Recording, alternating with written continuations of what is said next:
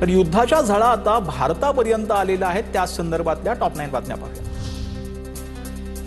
नवी मुंबईतील JNPA बंदरापर्यंत आता इराण अमेरिका युद्धाची धग। बंदरामध्ये 1000 नाशवंत मालाच्या कंटेनरसह एकूण 3200 कंटेनरचा खोळंबा। प्रशासनाकडून 15 दिवसांसाठी पार्किंग शुल्क माफ।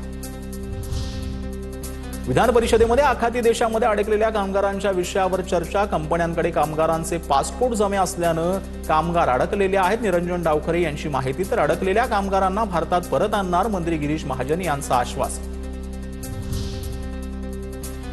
आखाती देशातील युद्धाचा शेतीमालाला मोठा फटका। द्राक्ष, कांदा, टरबूज सारख्या शेतमालाचं नुकसान। शेतकऱ्यांना थेट मदत करून नुकसान भरपाई देण्याची गरज। राजू शेट्टींची मागणी। आखातातील युद्धामुळे मुंबईच्या क्रॉफर्ड मार्केटमध्ये सुक्या मेव्यासह इतर विदेशी वस्तूंवर परिणाम। आवक घटल्यानं इराणी पिस्ता, खजूर सारख्या वस्तूंच्या किमतीत वाढ। एअर इंडियाचा विमान प्रवास महागणार। उद्यापासून नवीन दर लागू होणार। इंधनाच्या किमतीमध्ये वाढ झाल्यामुळे दर वाढवण्याचा निर्णय। नवीन इंधन अधिभार 3 टप्प्यामध्ये लागू होणार। भारतीय शेअर बाजारामध्ये मोठी घसरण। सेन्सेक्स 435 अंकांनी तर निफ्टी 110 अंकांनी घसरला। युद्धाच्या पार्श्वभूमीवरती शेअर बाजारावरही मोठा परिणाम।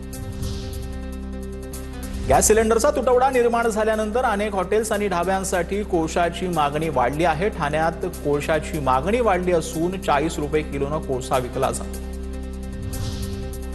नवी मुंबईच्या APMC मार्केटमध्ये युद्धाचा मोठा परिणाम जाणवलेला आहे। 29 टन कांदा दुबईला जाणार होता, मात्र शिपिंग सेवा बंद असल्यानं तो पुन्हा APMC मार्केटमध्ये झालेला आहे। हा कांदा 15 रुपये प्रति किलो दरानं विकला जाणार होता, मात्र आता हा सध्या 10 रुपये किलो दरानं विकला जातो।